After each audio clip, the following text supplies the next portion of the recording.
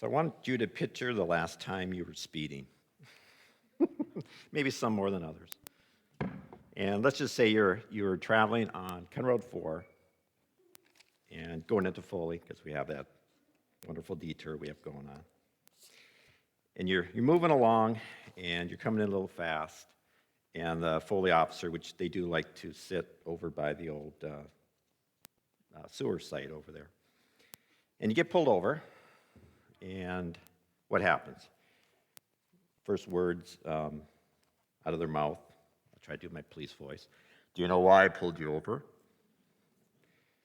And you resist the temptation to say, well, if you don't know, why'd you pull me over?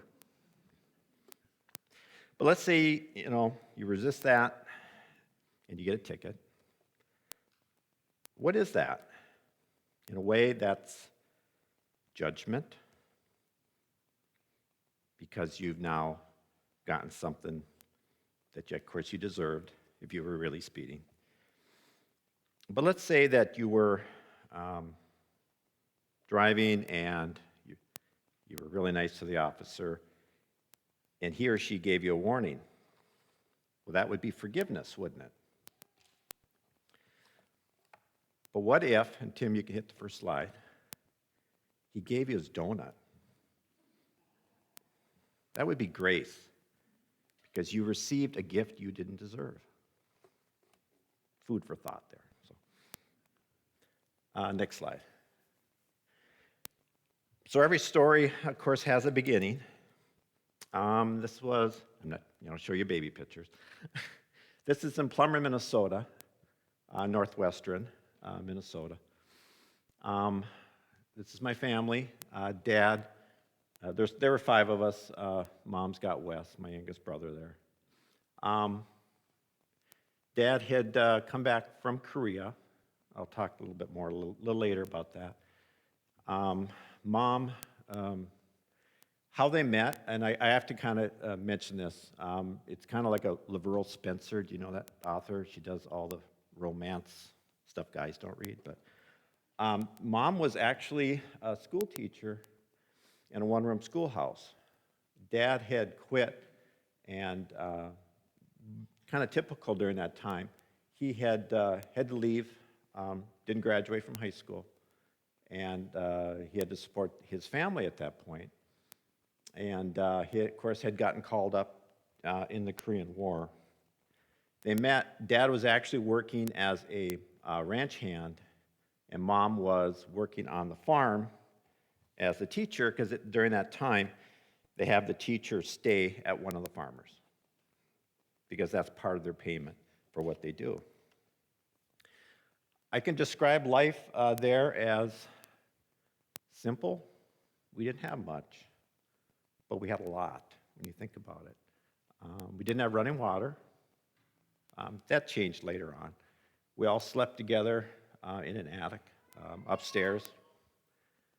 And part of it growing up, one of my memories, Mom had gone back to school as and gotten her degree because, teaching changed, and she had to get her degree. Dad studied for his GED. I remember that on the kitchen table because he wanted to advance himself. He had an opportunity to work at the college up in Thief River Falls. So growing up in Thief River Falls, I had a calling. And in my teenage years, my heart was telling me to be a police officer.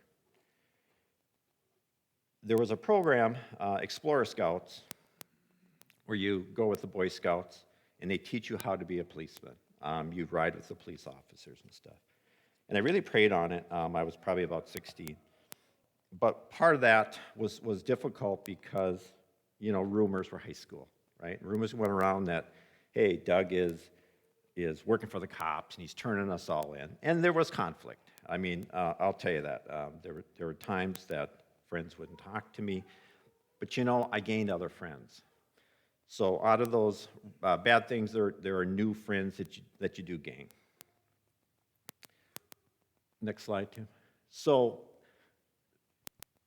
what's weird, and I was talking to John, discussing my story, and John had said, when I decided to be a minister, there was a book. This was, believe it or not, was my book. Now you look at it and you go, nowadays you'd look at that and I don't think anyone would rush out and buy that book, okay? I mean, I don't know if he sold much, but what's interesting on this author, L. Palmquist, was a Lutheran minister. And he decided to be a Minneapolis police officer, and he wrote about his experience. And what he did was he talked a lot about Romans 13:1. And it talks about authority, how God's authority. And it does talk about righteous authority, and that's important to realize that. But he did his ministry to people that he ran into, fellow police officers also. So picture this is Minneapolis Police Department, 70s. But it really, and I don't know how I found this book. I still can't tell you. It landed in me, I read it, and I go, yes, this is the path I'm going to take. Next slide, Tim. So that was my beginning. I was younger. This is Alex' graduation day from Alex Votech. Went to a 2-year degree. It's mom and dad. Now, one thing I didn't mention about mom was always our kind of typical Scandinavian family, right? Dad didn't care for church. Mom taught us in confirmation, taught us through the small church that we attended.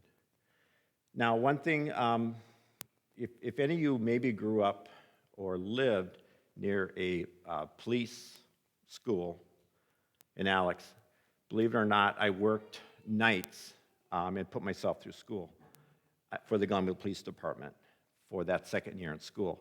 So it paid for my education. So what you have is you have these young, non-graduated officers actually out there working at night learning. So that was quite an experience. So I went on, and I got a job at Sauk Rapids Police Department, which in those days I felt very fortunate. There were not a lot of jobs. So I started my career, got married, started a family, and on my first night back to work, my son Derek, you'll see him later on in this, was born, and we'll do the next slide. It was a long day. You can do the next slide. So I got called. Actually, there were 3 of us. We got called to. It was an attack. It was a brutal attack involving a woman and a child. I'm not going to get into the details, but I'm going to tell you about the effects of what had happened.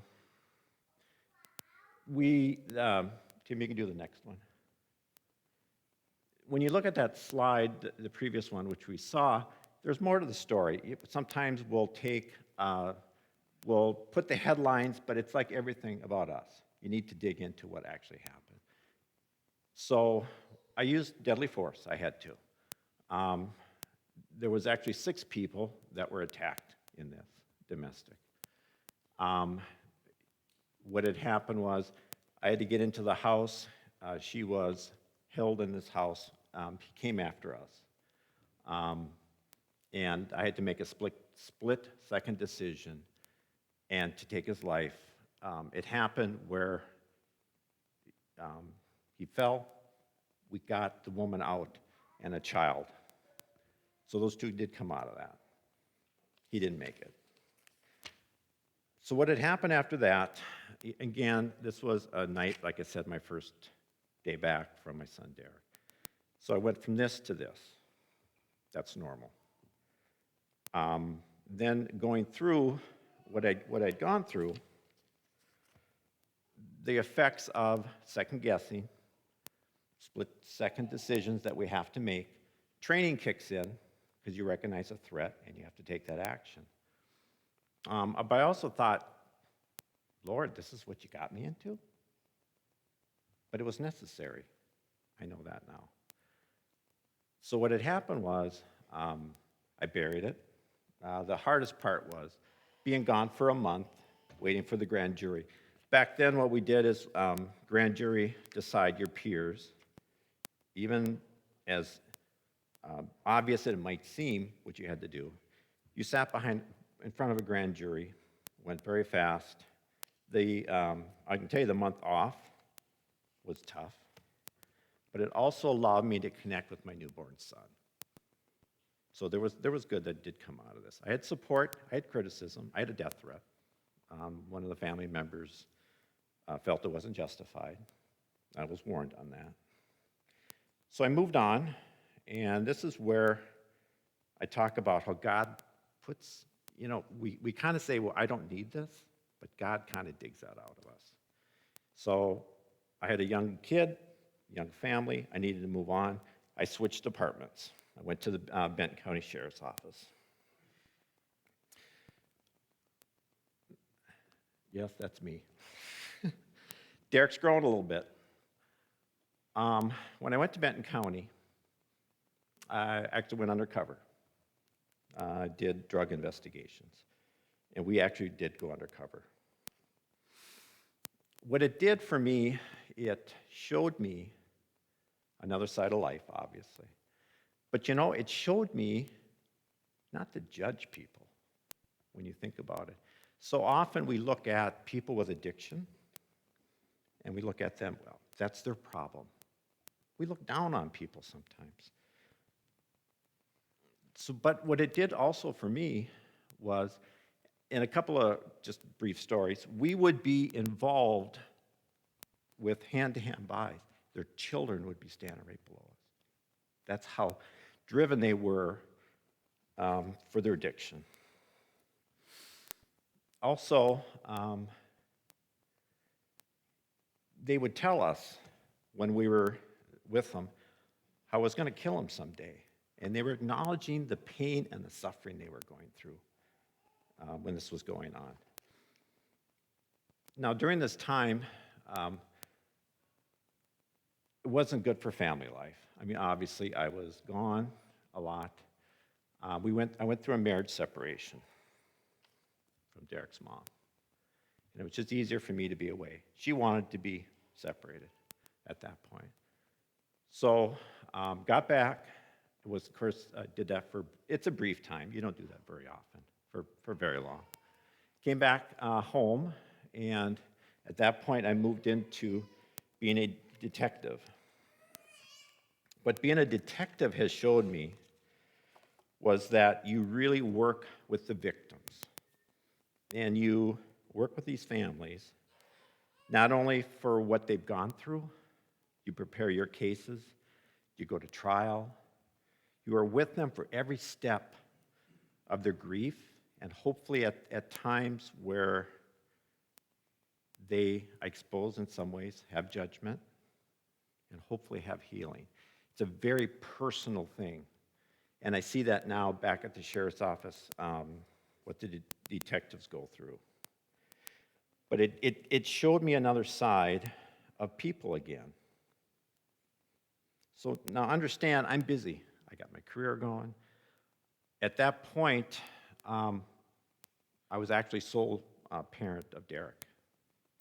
We'd gotten divorced for a short time. His mom needed a break. I wasn't back to church. Church really didn't mean anything. If I had a church like I do right now, boy, that would have made the world a difference. But on a Saturday afternoon, I hear this. And it was a guy there with a Bible. It wasn't a well-dressed couple with literature, okay? This guy looked like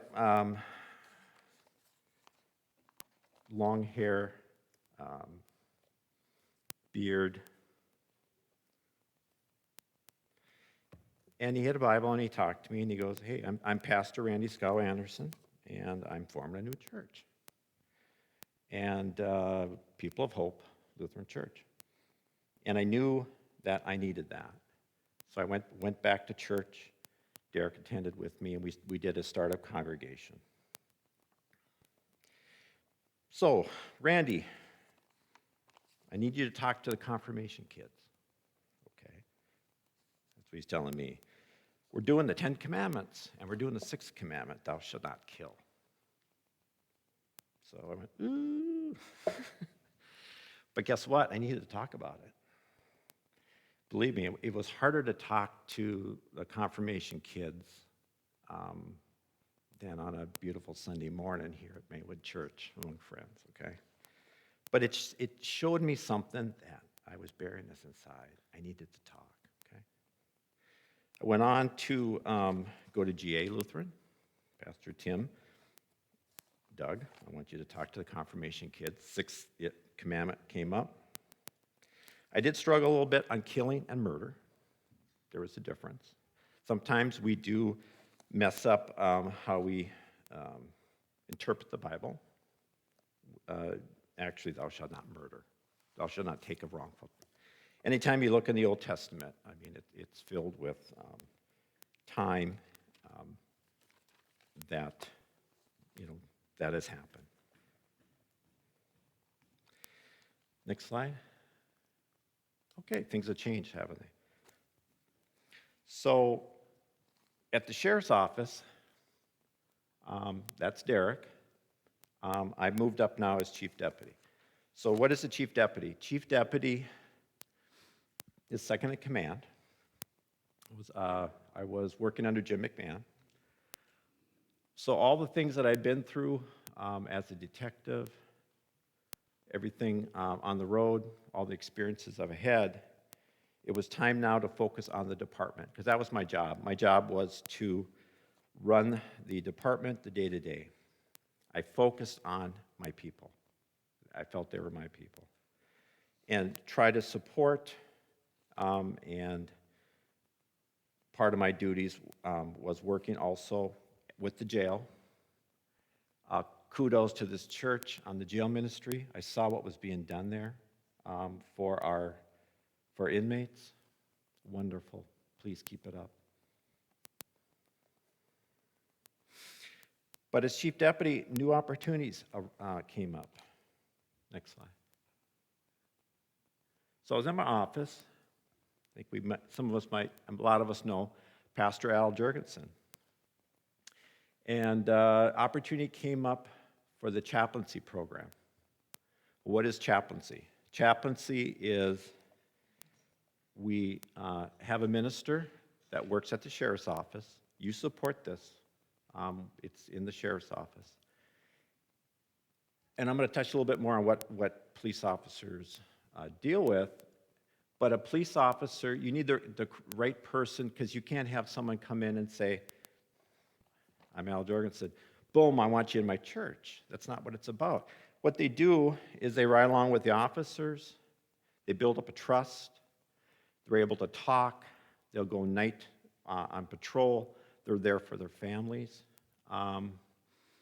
They're just a resource. And yes, sometimes Al has done marriage ceremonies for some of the staff. So they're always there, and they do death messages if someone has lost a loved one. Believe me, the officers really appreciate that. So they do all the counseling in a quiet way, and you had to have the right person, and we found it with Al. So that was my thing. I wanted to start that. I felt it was an opportunity that God presented. Next slide. Okay, this is CISM. What's CISM? Another opportunity arose. CISM is critical stress management. If you look over here, you can see where Benton County is, where that blue. That is our team. It's the central team. What it is I'm a peer member of that. This is me giving my experience back to police, fire, and EMS. If they have a bad call, if they have a need, we reach out, we get them in groups, we get them to talk. And what's beautiful about this is that sometimes they will be staring at the floor, and I could spend an hour talking about what we do. But we take them through their call, we form a group, a trusting group in confidence. And a lot of times, like I said, they'll be staring at the floor, they'll open up, they'll cry sometimes, and at the end they're laughing. So what it does, it puts in perspective what they've gone through.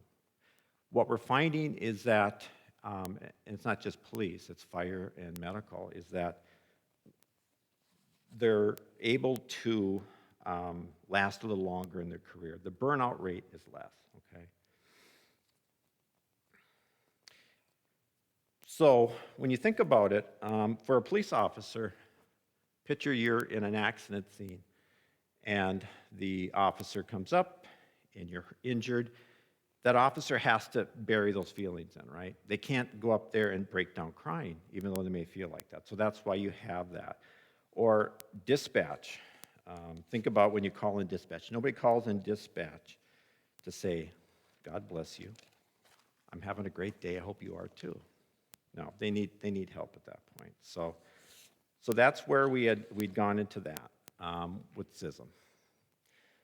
The next one, I have an interview. Brett Favre, we all know. Well, most of us know, I'm sure. Green Bay Packers, one-time Minnesota Vikings. Did an interview on Tucker Carlson. And he talked about the greatest game he ever played. And it was shortly after his dad passed away. And I took a little clip from that interview because it kind of spoke to me, and it might speak to you and sometimes some of our dads. That's good. The audio's, the picture's not the greatest. Did I skip ahead? That interview on there? Should be. Keep going. I was just waiting for these technical problems. Let's go take a quick look. Yeah, Jody might have put it on separate.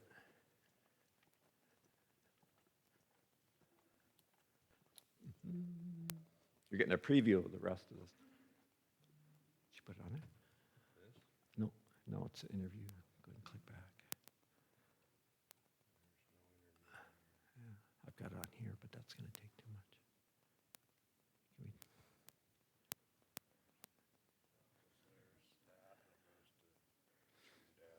Okay. Yeah. Sorry. I mean, I've got it on here, but that's going to take too long. Yeah. That's weird. Okay.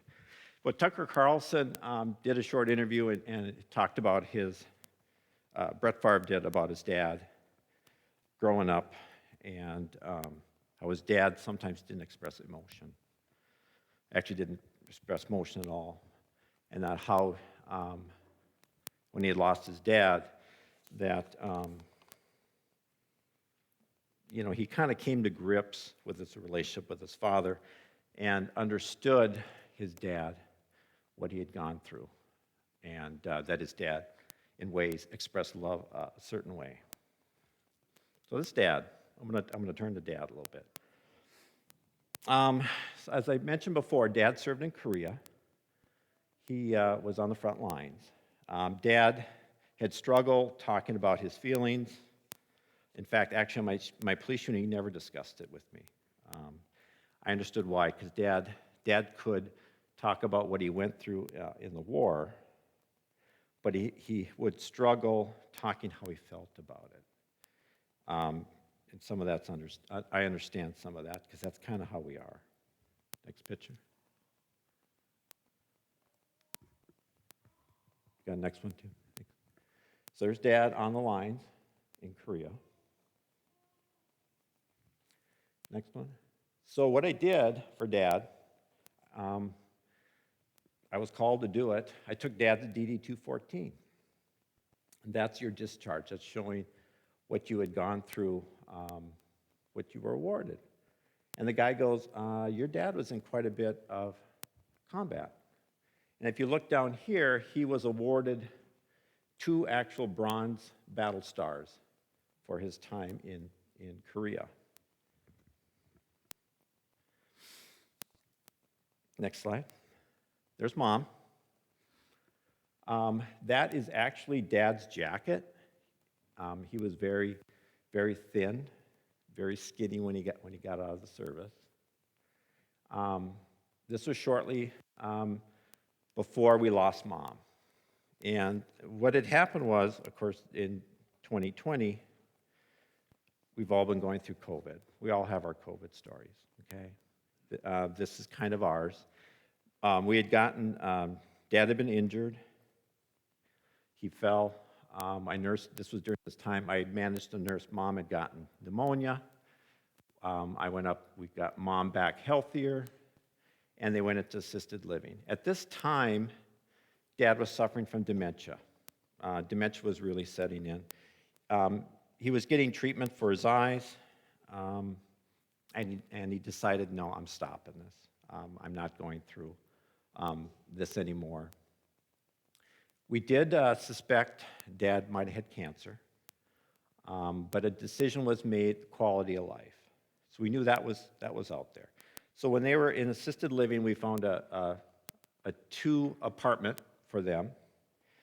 Well, November of 2020, and it's funny how we talk about this is our plan. Dad will go before Mom. So you have to understand, Mom, again, kind of was the backbone of religion in our family. And Mom had her funeral planned out. She had a passage in the book of Job that I read for her funeral. I mean, very meaningful, very real. Mom's faith was strong, and Dad depended on Mom. And I think in some ways Dad was thinking, Mom will help me through at the end. Mom passed away suddenly in her sleep. Dad was in his other room. So we had to rush.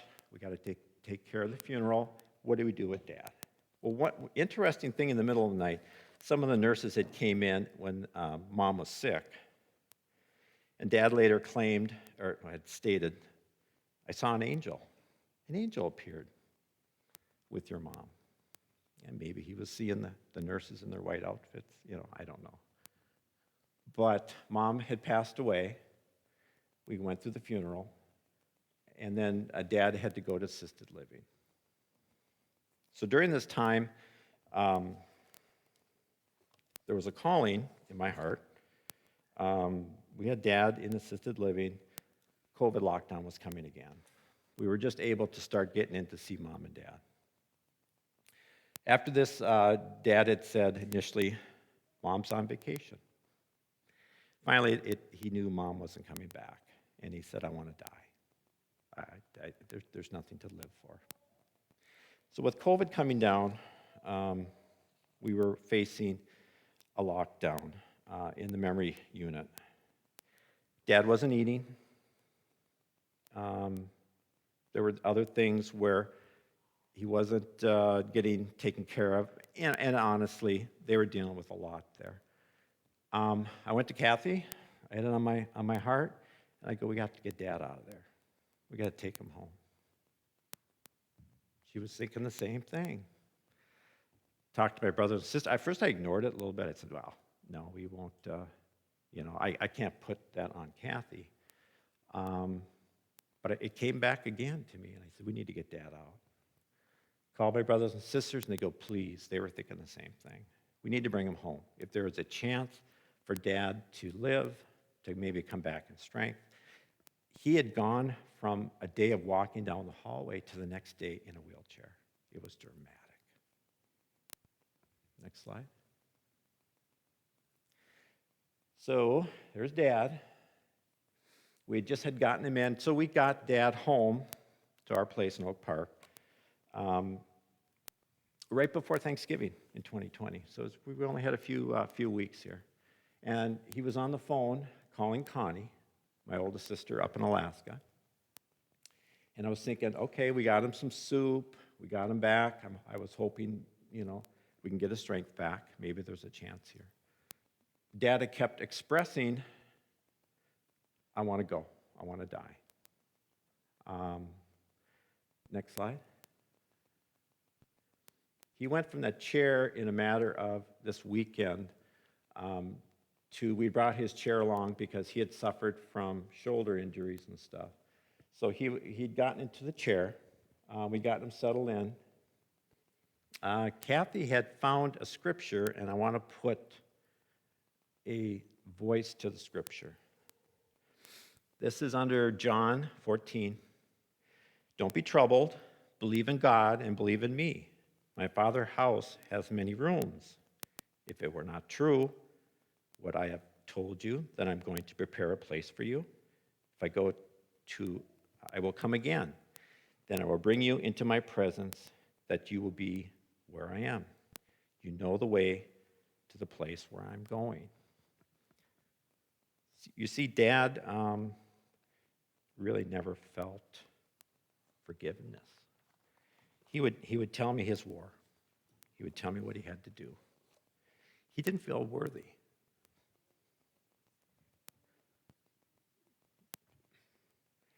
So we spent a lot of time talking to him. Jesus died for us. It's okay. You can go to Mom. And he kept saying, what's the plan? What's the plan? And things really, and you talk about miracles? Things really progressed that weekend. We had difficulty getting him to the bathroom. And I thought, is this about me? Is this what I wanted, or is this what really God wanted us to do? So Kathy was working at the Cross Center then, and she happened to call somebody at the Cross Center, had gone to church with us as GA, and they go, okay, this is what we're going through. I had decided I need to call hospice at that point. Dad was in pain. And what had happened was I decided we need a hospice bed. And Kathy had called friends of ours, and they happened to say, she explained what was going on, and they go, we have a hospice bed. Take it. Boom. That weekend, I got a hospice bed set up for him. Got him more comfortable. The week came, and the hospice nurse came out, and she started singing about Thief River Falls. And I go, where are you from? She goes, I grew up in Thief River Falls. My dad is the doctor in town. And Dad kind of lit up a little bit, and they're able to talk about Thief River Falls. What are the odds of that? So, again, things progressed. Dad was on a lot of morphine. We were managing his pain as best we could.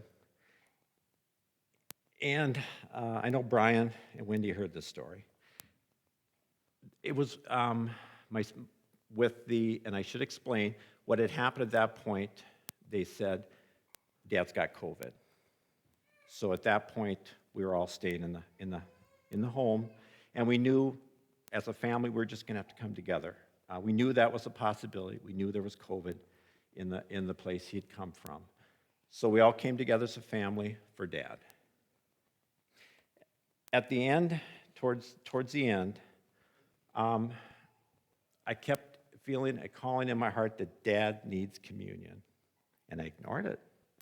Dad needs communion, and I was always looking for ways to read the Bible to assure Dad that it's okay. You can go see Mom. Now, Dad loved blackberry brandy. He hid it around the farm on us, and we tried to find it. We had found a bottle of that, and my plan was, I'm going to give Dad communion with blackberry brandy. So we were getting closer, and on his last day with us, again, that morning was his 92nd birthday. He made it to 92. And I kind of figured he probably would. Now, at this point, his breathing was labored. He would stop breathing. He'd start breathing. He'd stop breathing. He'd start breathing. Very, we knew. The end was close. So that morning, we got up and we sang happy birthday to him. And I said, Dad, this is going to be our last communion. And I took the blackberry brandy and I put it on his lips. I go, this is the blood of Christ shed for you. That was his last breath. I didn't know that at the time. We got up, we said the Lord's Prayer, and Dad passed.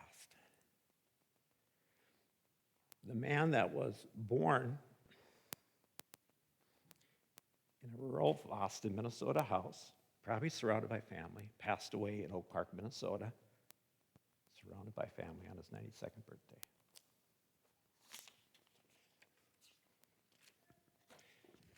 Next slide. There's Derek. He's now a detective at the sheriff's office. Actually, he is It was not the desk that I was in, but it was close to it.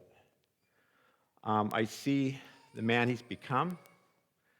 I see the work he does. I worry about him like we all do, like I know you do, Wendy, Tim. But it's very satisfying, very gratifying that the work and the effort we put into our kids, that what we see, the results of this. Next slide. And kids, be careful or be nice to your parents because we may come back and work with you. That's us at the sheriff's office. He had our grandson, his first boy was born, Caleb, and we were sending him a goofy picture. Next slide. So this is a passage you see a lot. Police officers use it a lot. It's called Blessed Are the Peacemakers. It's a wonderful passage. Of course, it's the Beatitudes. It's on the Sermon on the Mount. And I'd like to read it at the beginning, if you don't mind. It speaks to all of us. It speaks to all of us what we've gone through. It speaks to those that I've helped, I feel, in my life. But really, it's really about all of us. And seeing the multitudes, he went up into the mountain. And when he was set, his disciples came unto him. And he opened his mouth and taught them, saying, Blessed are the poor in spirit, for theirs is the kingdom of heaven. Blessed are they that mourn, for they shall be comforted. Blessed are the meek, for they shall inherit the earth. Blessed are they who do hunger and thirst after righteousness, for they shall be filled. Blessed are the merciful, for they shall obtain mercy. Blessed are the pure in heart, for they shall see God. Blessed are the peacemakers, for they shall be called the children of God. So in closing, remember our peacemakers, but also realize we're all peacemakers here. No matter what your story, this is just a little bit of my story. There's much more. Look for opportunities in your ministry, but just realize ministry is many things, and we all share in that. Thank you.